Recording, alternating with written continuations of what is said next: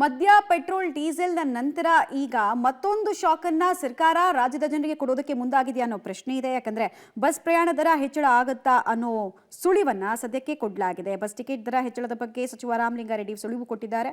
2014ರಿಂದ BMTC ticket ದರವನ್ನು ಹೆಚ್ಚಳ ಮಾಡಿಲ್ಲ. ಹೀಗಾಗಿ ಡೀಸೆಲ್ ದರ ಹೆಚ್ಚಳದಿಂದ ಹೆಚ್ಚು ಹೊರೆ ಆಗ್ತಾ ಇದೆ. 3 ಸಾರಿಗೆ ನಿಗಮಗಳಿಂದ ಪ್ರಸ್ತಾವನೆ ಬಂದ್ರೆ ಪರಿಶೀಲನೆ ಮಾಡ್ತೇವೆ ಅಂತ ಸಚಿವ ರಾಮಲಿಂಗಾರೆಡ್ಡಿ ಹೇಳಿದ್ದಾರೆ. ಮತ್ತೊಂದು ಕಡೆ ಬೆಂಗಳೂರಲ್ಲಿ ನೀರಿನ ದರ ಹೆಚ್ಚಳ ಮಾಡೋದಕ್ಕೆ ಮುಂದಾಗಿರೋದಕ್ಕೆ ಡಿಸಿಎಂ ಡಿಕೆ ಶಿವಕುಮಾರ್ ಸಮರ್ಥನೆ ಮಾಡಿಕೊಂಡಿದ್ದಾರೆ. 10 ವರ್ಷದಿಂದ ದರ ಏರಿಕೆ ಮಾಡಿಲ್ಲ. ಈಗ ದರ ಏರಿಕೆ ಬಗ್ಗೆ ಪರಿಶೀಲನೆ ನಡೆದಿದೆ. ಪರಿಶೀಲಿಸಿ ನಿರ್ಧಾರ ತೆಗೆದುಕೊಳ್ತೀವಿ ಅಂತ ಸ್ಪಷ್ಟಪಡಿಸಿದ್ದಾರೆ.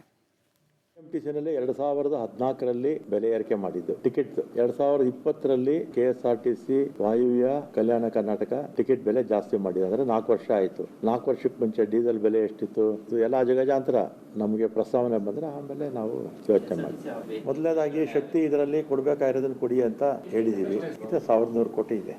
Last 10 years, the water tariff in Bangalore has not been increased. It is suffering a great loss. The prices 10 years what was power bill. 70% of the power bill is water connection is with the power bill and the labor bill. That has been going on. Now I have given them 6 TMC more for Bangalore for water which was been reserved. So now we have to should take up one more stage to draw that water.